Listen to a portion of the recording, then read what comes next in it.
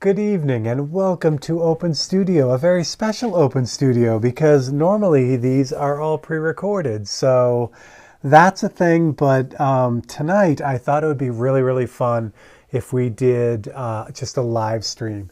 So if you're watching this after the fact, it is not live, but it is live right now, which is great. So I thought we'd paint for half an hour, do everything the same.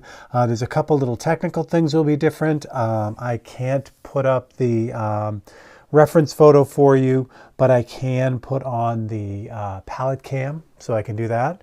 And the other thing is there won't be any fancy editing, any kind of cut-ins with photos and things like that, because that's what Editing Steve does, and Editing Steve is Painting Steve tonight. So there you go. So welcome everyone. Dan Mayer, hello. Brian Moore, what's up? Bug, what is good?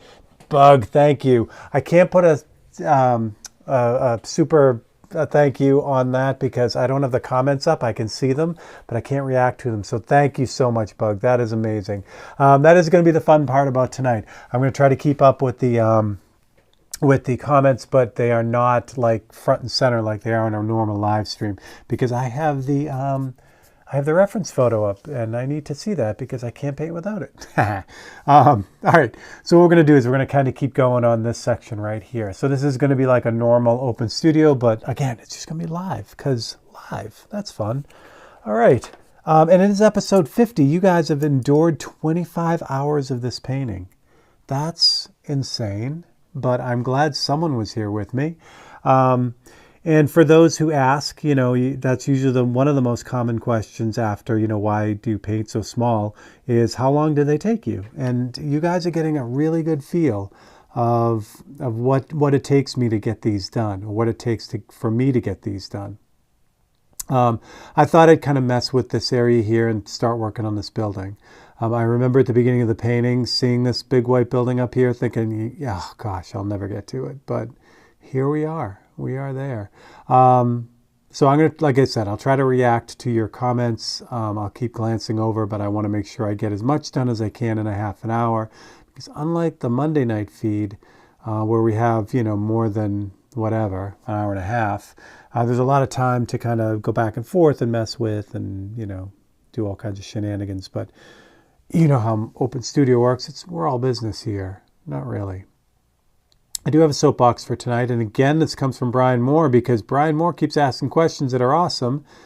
And if you would like to ask a question and have me ramble on incoherently about it, you can let me know wherever. You can send me a message on my website, or you can go to the community post here on YouTube and type it in there. There's a special post for that. And I will oblige you by talking about all kinds of things. I have no idea what I'm talking about. So let me double check here. Yay. Kyle Shees, what's up, man? Endured versus enjoyed. All right, I'll take it. So tonight is one of Brian's. He asked last week about, the idea about buying, when you're buying tools, what do you do with airbrushes? And this is something that I've gone over a bunch, but I every time someone asks, I just go over it again because I think it's super important.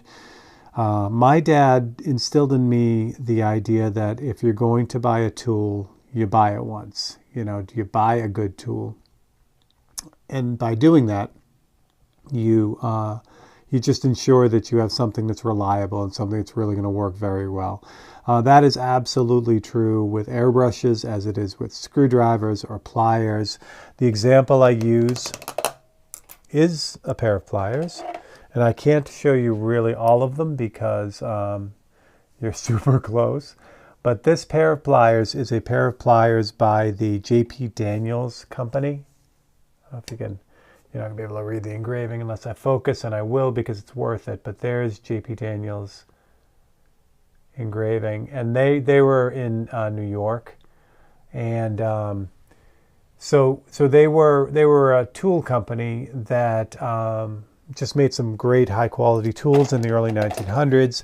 They ended up selling their company to a company that you might be familiar with if you are into tools, and that is Crescent. Crescent makes a bunch of really nice tools, and they bought J.P. Daniels to make their cool tools of their own. So again, that pair of pliers I got from my dad. He probably got them from his dad, who was an electrician, which would have made sense that he would have, bought that particular tool. But the point is, man, that pair of pliers is over 100 years old. And that's not just for show. I use that all the time. That's my pair of pliers that I, pull a jammed needle out of an airbrush with. That's the pair of pliers I coax what is with all this white? That's the pliers that I coax a like a bottle cap that doesn't want to come off, that kind of thing. So I use that all the time, and they hold up as you would expect. Something that's really high quality. And again, that pair of pliers is 200 or 100 years old. So I use the same mentality with airbrushes. The very first airbrush I got was an Iwata, and I still have it, and it still runs like it was new. I got to put out more white because this white is all nasty. Klein Tools, yeah, exactly. It's supposed to be 90 tomorrow. Kyle, I will take every day of it. Todd, what's up, man? Yay! All right. Yeah, so I still have my first airbrush. It was an Iwata, and it was a side feed Iwata, and it was recommended to me by someone who used airbrushes, and I am so glad he recommended that one because, like I said, it made my life easy because any of the problems that I was having as I was learning to airbrush, I knew it was me, and that's great. If you have a great quality tool, you never have to worry about, is it me or is it the tool? Because there's nothing more discouraging, especially with a like a high detail or a high, skill-based. What am I trying to say here? Like if you're trying to do something that's highly skilled and you need tools to do that, it's a whole different thing if the tool isn't performing and you think it's you. That sucks. That sucks really, really bad because you can't learn that way. It makes it really difficult. You're struggling. You don't know if it's you or if it's, what's going on with the tool. But if you get a real high quality tool, you never have to worry about that because if you suck, it's you. So I can't recommend it enough. And how do you find, high quality airbrushes? Brand names are the way to go, and brand names meaning they have stuff behind them. They have a reputation and a history behind them. And there are newer companies. Iwata's been around for a very long time.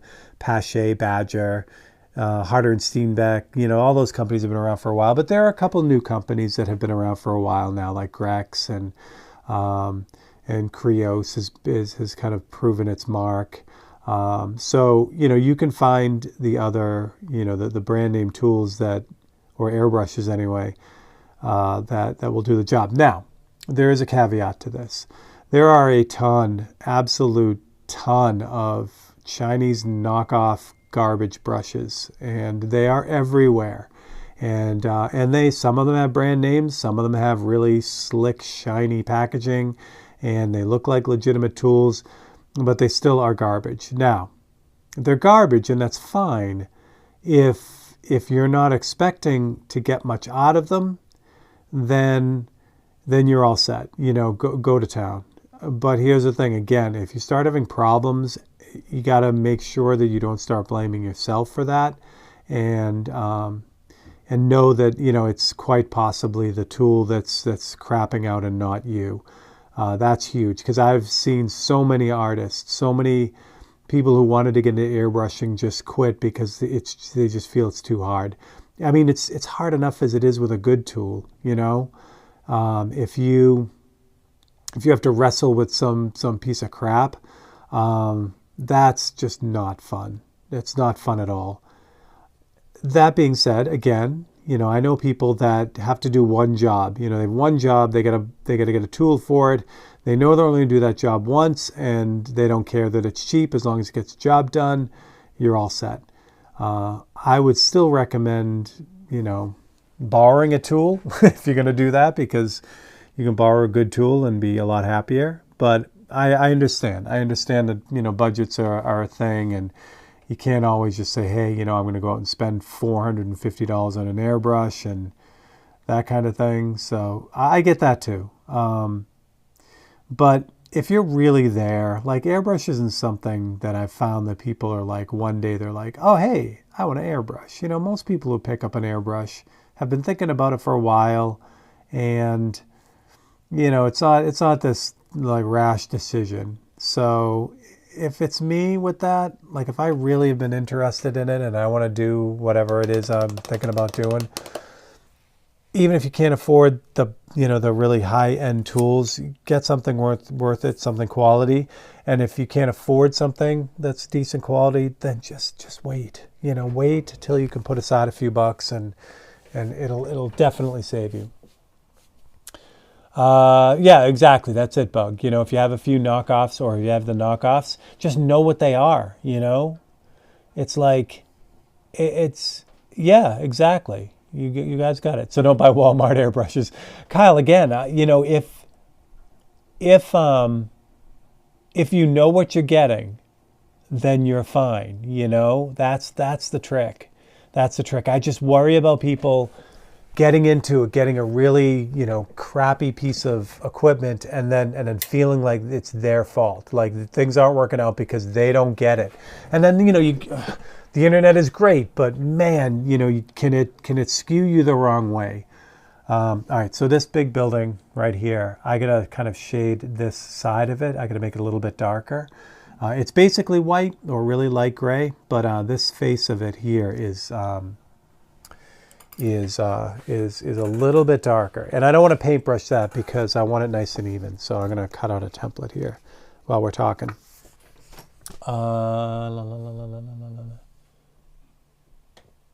There we go. Riemann, what's up? Am I saying that right? Riemann? Make sure I got that right. What was I saying? Oh, yeah. So I mean, I'm all for it, man. If you, want to try out airbrushing and you don't really know if you're going to like stick with it at all, you just want to give it a shot, then yeah, buy, the whatever the cheap crap is, and give it a shot and see what you think. But again, it's like absolutely anything. If you want to try out tennis, you know what I mean, and you buy a super cheap racket, yeah, you can get an idea if you're going to totally hate it or not. But it's not going to take long if you are into it before you want to upgrade and get something that's, not so sucktastic. And I also understand that, it's the whole thing about the tool doesn't really make the artist or whatever, if you're playing tennis or golf or whatever, but it sure does help. If you have a really high quality piece of equipment, again, you don't have to worry ever if it's you or the equipment. And that's huge. That's huge, especially with airbrushing, because like I said, things go sideways all the time, even when you have the best stuff and a zillion years of experience. Stuff goes wrong all the time. So just, don't make it worse for yourself, I guess. What's the Rolls Royce of airbrushing? That's a really good question. So it's not quite, car analogies are great, but they don't translate super well with the airbrushes, and this is why. Because Rolls Royce, they're all super nice, right? There is no low-line Rolls Royce. Where high-quality airbrushes, like take Iwata, for example, they have a Ferrari, or a Lamborghini in their lineup, but they also have like a Toyota Corolla, But yeah, I think for me, Iwata is right there at the top of the list. If if money is no object and you're going to just buy the best you can buy, they've always had just amazing stuff. But I have this brand new Harder and Steenbeck Infinity CR that's a beast, So it's one of those things. Then it becomes personal preference. You have the Lamborghini people, and they love that, and they would never buy a Ferrari. But I would be happy with both or either. So it's the same kind of thing with airbrushes. It's what you become used to, what feels comfortable to you. And again, there's a whole bunch of other stuff like, are parts available? Are there people you can talk to if something goes sideways? That's the huge disadvantage with everything, made to be sold on Temu. You know what I mean? It's like that stuff is not designed to have any kind of support at all. And that's fine because you're not paying for that. You pay $20 for an airbrush, and when it breaks, you throw it away and you get another one. That's the thing. The problem is some of them come broken. They are garbage right out of the gate. So I don't know. I know there's a whole group of people that are like, yeah, look what I did with this. And that's great because, if I get one of those, I could wrangle it into doing something cool, but that's not reality. And I use the pro golfer analogy all the time too. Like if you're a pro, PGA level golfer and you get a set of clubs from Walmart, a generic set, you're still going to golf way better than most people that will pick up a set of clubs, right? But then you put a really nice set of clubs in that person's hands and it's the game over. So again, I'm talking from what I've learned from my dad, and my dad's always buy, if you're going to have a tool and you're going to have it for stuff you want to do, make sure it's gonna do the job and it's gonna be around for a while. I love this soapbox. It's one of my favorite soapbox. Javier Art Studio, what's up? I have a Wicked Color multi-surface 0310 Pearl Magenta that I bought 3 years ago, but now I decided to use it. But when I opened it, it smelled very bad and strong like ammonia. Is it normal or not? It's all right. So yes and no. It's not particularly normal for that to happen with Createx, but it has happened. In fact, I had a completely unrelated bottle of Otterborn Sealer Gray that when I opened it, it smelled like rotten eggs. Unfortunately, your bottle's 3 years old, so there is some skunking that's going on there. But sometimes I have heard people have got a fairly new bottle, like they bought a bottle. Now, who knows how long they've been sitting around at the store or place that person got them from, but they can go bad. They don't often go bad. I've had a bottle of purple do that, violet or something or other, and the bottle of gray. Now, I've been using Createx itself for a really long time. The Wicked Colors, I've been using them since they came out, and those are the only two bottles that have ever done that. So you are both fortunate or lucky and unlucky at the same time. Can you still use it is the next question. It smells horrible, but that violet I did use when it smelled like that, and it still worked. Again, that if you want the actual details on that, I would shoot Createx a message and find out. I would hesitate to use them because if there is some kind of weird thing growing in that, you don't want to make that airborne. But there you go. How about what tools fit an artistic style of work? We'll try brush painting. Yeah, airbrushes, it doesn't. I mean, airbrush, it only matters what kind of paint you're using because some paints are thicker and they're going to design to be worked through bigger brushes. But as far as the quality of the brush, Brian, it doesn't, I would still use the same kind of marching orders for something like that.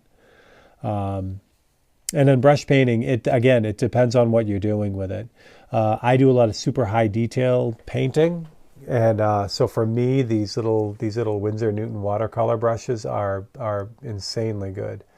Again, will this work for everything? Nah. If you're doing if you work bigger, for instance, you work like 2 feet by 3 feet, I would not suggest using these watercolor brushes for that kind of painting. I would use an acrylic brush, which is made for, bigger applications, and you don't need that super fine detail, that these watercolor brushes do. So yeah, I just kind of narrow it down, and there are generalizations that you can kind of follow to get you started, but a lot of it is experimentation, Is it possible to neutralize the smell? I don't think so. I think something's growing in it. You might be able to. Like I said, that violet I just ended up throwing out, and the Sealer Gray as well. It was one of the worst smells I've ever smelled. So I love my Corolla. Absolutely. Oh yeah, I have a Honda. So I'm right there with you, Bug. Yeah. Rhea is much easier to pronounce. Awesome. I love that. Excellent. Welcome, welcome, welcome. Very cool. All right, good. So we're rocking. So I've got this side of this, and hopefully you notice what I did to get that like that. It was originally white, and I just hit it with the tiniest bit of super reduced black. I didn't need to push it very hard in any direction other than a little bit darker. And we only have 10 minutes left. Wow, Open Studio is crazy. But I definitely want to stick to the half an hour that we normally do for Open Studio, just because I know Tim comes on at 9:30, so a lot of people, get ready for that. So I don't want to run over it all. And, in the end of the day, I want this to still be the half hour little snippets that we've been kind of doing. I am very excited. I talk about this a lot on Open Studio because I've been working on some new framing ideas to keep these things safe, some security things. So all that stuff came in, and I'm super excited about it. Again, this is the point where Editing Steve would cut in pictures of all the cool stuff that I just got, the security brackets for the back and all that, but can't do that tonight. But that's okay. That's all right. We're still okay. What else? What else is going on? I know this is weird being like totally current instead of having filmed this like 2 weeks in advance. So, what else? What else? What else? I don't know. Everything is good. Everything's good. So these watercolor brushes are a good example, again, of that same thing. Like my dad's oldest brother, Uncle Mick, is the guy that was really one of the huge inspirations for me growing up as an artist. He was a professional artist, and he was the one who showed me these brushes. Now at the time, I was using them for watercolor. That's what he recommended them for. But I had used them so much with watercolor that when it came time to do this stuff here, I'm like, well, why not try them? And that's how that worked out. It was like they were as amazing as they were with watercolor, but just with these liquid acrylic. So that looks nice. That worked. It is. It's weird. And Michael, what's up? The color worked perfectly with the horrible smell. Yeah, Javier, that's the thing. Like I said, I used that purple a bunch of times until I just couldn't stand it. And it worked. I mean, I got it to, it did everything it was supposed to do. But man, did that smell horrible. And for me, like I said, it was like rotten eggs. And I remember someone had said what it was, but I can't remember exactly what causes it, or, and like I said, it doesn't happen often. I've only had those 2 bottles do it, but yeah, gross. It is really, really nasty. Now, here's the thing. If yours is three years old, so you're kind of stuck with it, so there's not much you can do there. But if you get a new bottle, say you buy a new bottle from someone who had a company that had it sitting on the shelf, I would totally call them up and return it. What they'll do, most companies will just send you a new bottle and you don't have to return it. But yeah, I would definitely do that because that's gross. Why did I not silence my phone? Because we're live, and what could go wrong? Hold my beer, I will show you. All right. Yeah, this is good. It's good. Got another building done. That was a big one. There's a great little red building right off to the side here, which is just under the pallet cam, which will be great to do. Again, what I think I'm going to do is, well, I don't know. I think I'm going to eventually just slide right over here and do all this stuff in here as I'm going. And I've talked about this before too. Once I get, this side of the river bank done, yeah, this paint's coming along. Now that I'm about here, it's probably going to be close to an 80, 90, 100-hour painting, which, that will be my most ambitious cityscape. The New York one was pretty close. But yeah, this one will be right there. Who the heck is blowing up my phone? Sorry about that. I still don't have the wood for this, for the frame, but now that I'm kind of keeping in my head that I'm still only about halfway done with this, I do have plenty of time. And again, I'm super happy that I got all the security stuff pretty much locked up now, because that's a big component. That's the back side of this frame, and it's going to be kind of the way we'll do these from now on, which will be good. All right, I need to get some airbrushing going. I do have paint in the brush, which is nice. What?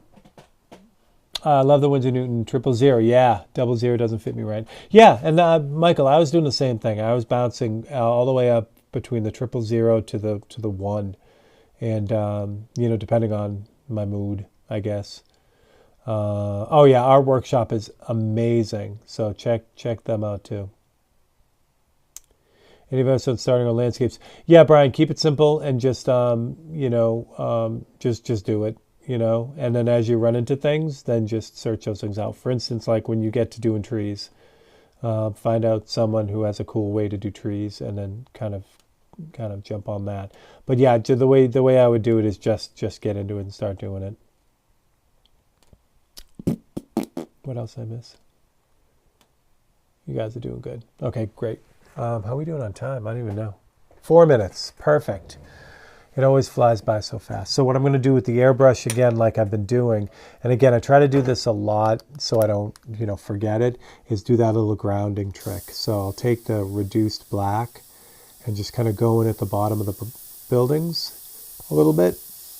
Even this one, it doesn't have it in the photograph, but I'm going to give it just a little tiny hint of that.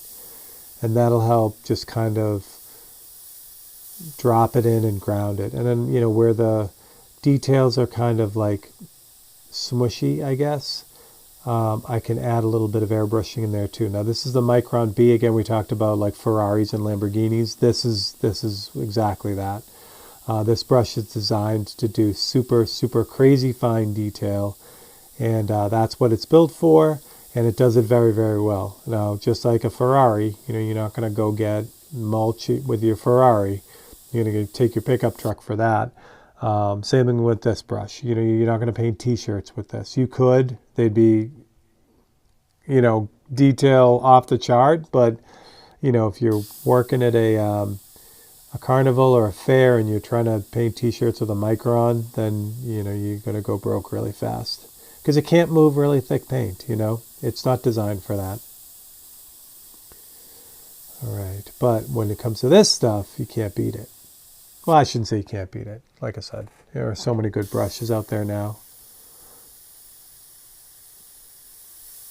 Yar. All right, so this is what I'm going to have to do. Normally, I would, near the end, I would just click to a pulled out view of this, but I'm going to have to do some jazz. So this is the whole thing. But while you're looking at that, and that's my reference photo. So now you get, I did put up a photo of like how close the camera is, and this is the macro lens, so you guys are right on this thing. But I'll pull this way out so that maybe you guys can see the whole thing. This camera is not going to let me do this, but we'll get close. Actually, it's pretty close. Pretty close. Not super close, but we'll figure it out. All right, so switch to this one. So here's what the whole thing looks like right now. Make sure now that we're angled, get that focused. But again, what I was talking about earlier was what I think I'm going to do is I'm just going to run right across this way, fill in this gap, and then we just have this little area up here on the side of the river. And then we'll do the river, and then really it's just this area here. A lot of the buildings up here are really in the fog, in the clouds. So there's not much there. And, you know, and then it's pretty much, well, I'm going to say it's pretty much done, but again, we've got a little ways to go. But, you know, it's what makes it fun, right? Oh, you would have destroyed that building. Nice. Yeah, you know what? That, like I said, a lot of these paintings are tractor pull. I end up screwing everything up and then spending just as equal amount of time fixing them as I do just painting them. So that's a big part of it. But there you go. Now, again, normally what I would do after this is thank everyone who's a member here, and that's huge. I could see a bunch of blue names on here. So thank you so much, blue and green. Those are our members here. They get 10% discount on anything in the store all the time, and they get early access to the time-lapse video every week too. So plus you guys keep the lights on, and I deeply appreciate that. All right, so we are there. Oh, great. Thank you for hanging out with me for episode 50, the live version. We'll be back to edited versions next week, and I can't thank you guys enough. We're having a blast, and this is going to be one of the big paintings for me, so I'm glad you guys are here with me. All right, so have a great week. Take care of each other. Do some good things, and I will catch you guys next time. Thanks a lot.